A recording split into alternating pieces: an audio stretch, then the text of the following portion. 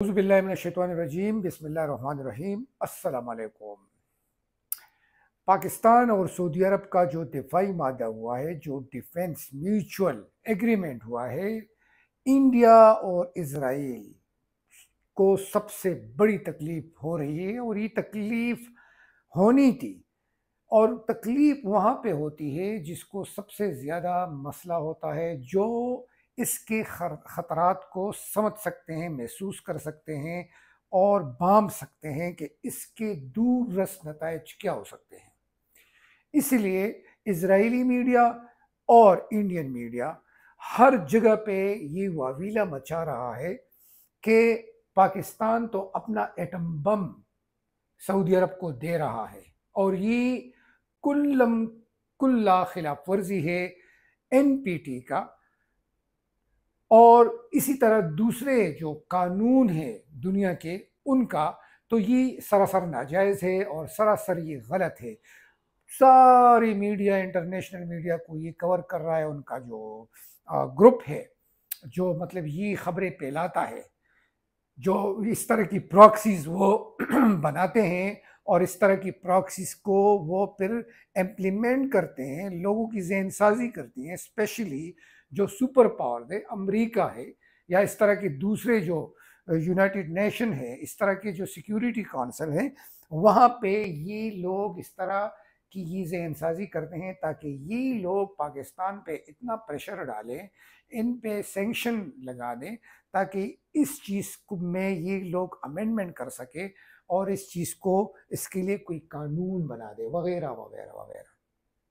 तो ये चलता रहेगा और आगे इस टॉपिक पर और भी बड़े बड़े अपडेट आती रहेंगी, क्योंकि ये मामूली बात नहीं है। ये किसी ना किसी फोरम पर इस चीज़ को बचाएंगे, अपने आप को इस चीज़ से बचाएंगे कि पाकिस्तान कभी भी इस ये अहल ना हो कि ये सऊदीया को अपना एटम बम प्रोवाइड कर सके। रिसेंटली ख्वाजा आसिफ ने एक इंटरव्यू में कहा कि पाकिस्तान के साथ जितना भी असला है वो सब जो सऊदी अरब के लिए वो इस्तेमाल कर सकता है, क्योंकि म्यूचुअल एग्रीमेंट इस तरीके से हुई है।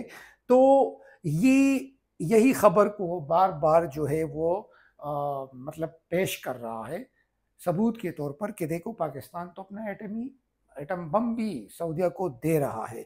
तो जो इंटरनेशनल कानून है एनपीटी का, नॉन प्रोलिफरेशन टेरिटरी का, तो इसमें कानून ये है कि जिसके पास एटम बम है वो एटम बम दूसरे ममालिक को नहीं दे सकते, ये कानून है। लेकिन इस पे तकरीबन 191 ममालिक के दस्तखत हुए हैं, लेकिन पाकिस्तान ने इस पर दस्तखत नहीं किए हैं।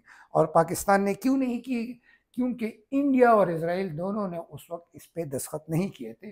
तो उसकी वजह से पाकिस्तान ने भी इस पे दस्तखत नहीं किए थे, क्योंकि उस वक्त पाकिस्तान का सबसे बड़ा जो दुश्मन था वो इंडिया था।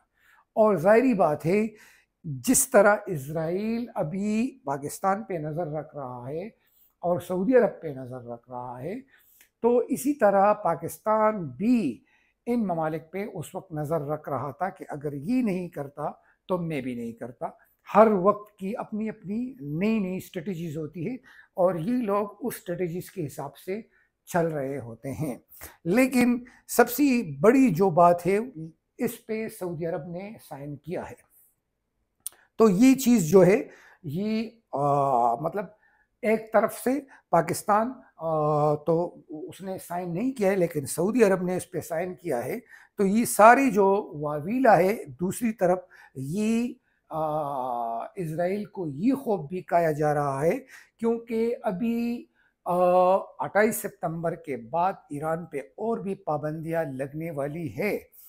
तो उसी पाबंदियों की वजह से ईरान ने कहा है कि मैंने जो AIEA की जो शराइत है वो मानी है, उसके साथ मैं ताउन करने को तैयार हूँ, तो मैं उस ताउन को ख़त्म करूँगा। मतलब इसका ये है कि मैं भी एटम बम बनाने में तेज़ी करूँगा। तो ये और ख़तरे की बात है इसराइल के लिए।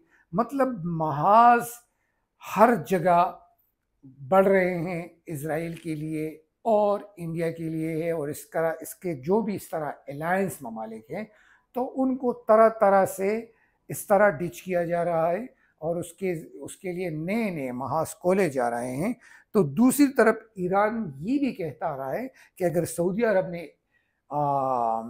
एटम बम बना लिया तो मैं भी बनाऊंगा। मिडिल ईस्ट में अब इस वक्त सिर्फ इसराइल के पास एटम बम है, और इसराइल नहीं चाहता कि ये एटम बम सऊदी अरब भी बना दे या ईरान भी बना दे, ताकि जो मिडिल ईस्ट में उसकी जो चौधराहट है वो कम ना हो, वो ख़त्म ना हो, उसको कोई मतलब आंखें दिखाने वाला ना हो।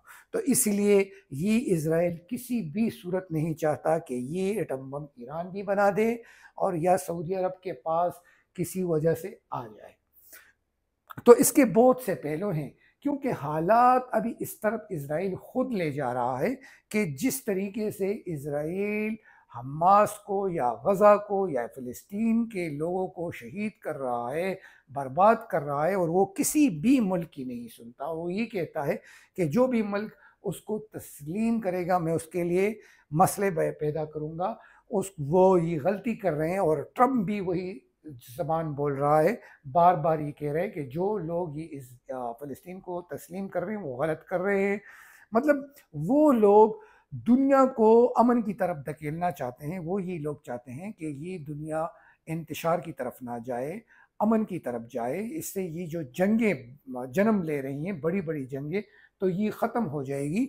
लेकिन वही ट्रम्प और वही इसराइल इस बज़द हैं कि नहीं, पूरी दुनिया गलत है और हम सही हैं। मतलब दुनिया को बनाने के लिए लोगों ने जितनी तगोदे की है वो सारे बर्बाद कर रहे हैं ये लोग। मतलब दुनिया को जितना खूबसूरत बनाने के लिए लोगों ने अपनी ज़िंदगियां बर्बाद की है, यही दो बंदे पूरी दुनिया को बर्बाद करने पे तुले हैं। तो सबसे बड़े जो ख़तरनाक दुनिया के लिए जहरीले लोग हैं वो ये लोग हैं, ट्रम्प है और एक नेतन्याहू है। और इसके लिए अल्लाह ताला जो है वो खुद ब खुद जाल बिछा रहा है, और इसी तरह बहाने बन रहे हैं। जिस तरह सऊदी अरब को पाकिस्तान के साथ ये म्यूचुअल डील हो गई, डिफेंस डील, तो इसी तरह ईरान भी अपने IAEA से दस्तबरदार हो जाएगा और किसी न किसी तरीके से एटम बम तक पहुंच जाएगा। और एक खबर ये भी है कि चीन से भी इसने J-10C तैयारे, जो 40 तैयारे हैं, वो ले चुका है। तो इसी तरह ये अपना दिफा मजबूत कर रहा है। दूसरी तरफ अगर आप देखें तो सऊदी अरब को तो पाकिस्तान कानून के मुताबिक, NPT के मुताबिक एटम बम नहीं दे सकता, वहाँ पे मतलब एटम बम रख नहीं सकता, ले जा नहीं सकता। लेकिन जिस तरह US ने अपने US न्यूक्लियर अम्ब्रेला के तहत जापान, साउथ कोरिया और नेटो को एटम बम देने का वादा किया है, मतलब अगर हालात ख़राब हो जाएं और किसी मुल्क की वजह से इनको ख़तरा होता है तो उन्होंने उस दिन जंगी मशकें भी की थी, जिसमें से एक जंगी मश्क जो था वो आयरन मिस था। और आयरन मिस का मकसद यही था कि US फोर्सेस या US जो है वो साउथ कोरिया को किस तरीके से उनके कन्वेंशनल फोर्स को अपने एटमी एसेट्स देगा जंग के दौरान। तो इस तरह ये न्यूक्लियर अम्ब्रेला अगर अमेरिका बना सकता है तो पाकिस्तान भी उस जंग के दौरान फिर वहाँ से, मतलब यहाँ पाकिस्तान से एटम बम मार सकता है। या इसी तरह सऊदी अरब को जिस जिस मुल्क से ख़तरा होगा या जहाँ जहाँ से ख़तरा होगा या जहाँ जहाँ से वहाँ सऊदी अरब पे मिसाइल आएंगे या हमले होंगे, तो पाकिस्तान यहाँ से वो यूज़ कर सकता है जैसे US न्यूक्लियर अम्ब्रेला के तहत जंग के दौरान ये लोग करेंगे। तो इससे पाकिस्तान फ़ायदा भी उठा सकता है। दूसरा, अभी ये लोग पाकिस्तान को सैंक्शन में घेरने की कोशिश करेंगे, और पाकिस्तान इस सारी सिचुएशन से ये भी एक फ़ायदा उठा सकता है कि ये अपने बैलिस्टिक मिसाइल्स के रेंज जो हैं वो बढ़ा सकते हैं।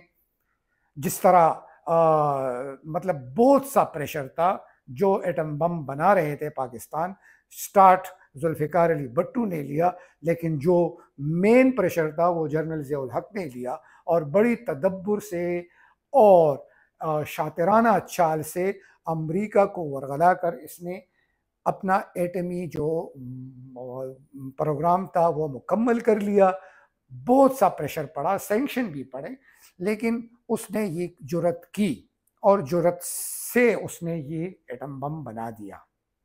जुल्फ़िकार अली भुट्टो ने तो सिर्फ स्टार्ट लिया था, लेकिन जो सबसे मुश्किल मरहला था वो बनाने मुकम्मल करने का था, जिस पे अमेरिकन को शक भी हुआ था और वो ये जान भी चुके थे और तरह तरह के प्रेशर आ गए थे।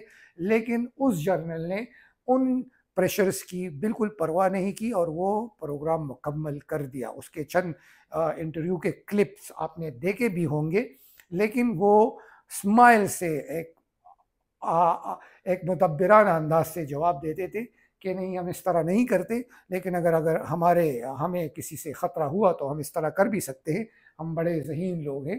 तो इसी तरह उस सेंक्शन के दौरान सऊदी अरब ने पाकिस्तान की बहुत हेल्प की थी। मतलब जो सेंक्शन लगे उसके बाद तो सऊदी अरब ने पाकिस्तान की काफ़ी हेल्प की। तो वही सिचुएशन अभी फील्ड मार्शल आसिफ मुनीर को भी हो सकती है कि ये अपना मिज़ाइल प्रोग्राम जो इनकी रेंज है बैलिस्टिक मिज़ाइल को, ये 5000 तक बैलिस्टिक मिज़ाइल का इंटर कॉन्टिनेंटल मिज़ाइल तक ले जा सकते हैं। और ये प्रेशर इनको बर्दाश्त करना पड़ेगा, लेना पड़ेगा ये रिस्क, वरना ये दुनिया की हकीकतें जान चुके हैं और दुनिया किस हद तक आगे जाती है अपने मतलब बोझ में, अपनी दुश्मनी में, ये सब जान चुके हैं। इसराइल को ये लोग देख चुके हैं कि इसराइल अपने मज़मूम मकासद के लिए किस हद तक और कहाँ कहाँ तक जाता है। वो कोई भी चीज़ को खातिर में नहीं लाता। तो यही चीज़ है कि इसराइल जो है वो इस चीज़ से फ़ायदा अगर उठा सकता है तो पाकिस्तान भी उठा सकता है, सऊदी अरब भी उठा सकता है, ईरान भी उठा सकता है। और ये एक जाल आहिस्ता आहिस्ता बन रही है जो मगरबी क़ुव्वतों या स्पेशली जो इसराइल और अमेरिका है इनके अगेंस्ट ये चालें बढ़ रही हैं और अल्लाह ताला इस तरह के मौक़े पैदा कर रहा है। अपना ख्याल रखिएगा। व आखिर दावाना अनिल हम्दुलिल्लाहि रब्बिल आलमीन। वस्सलाम।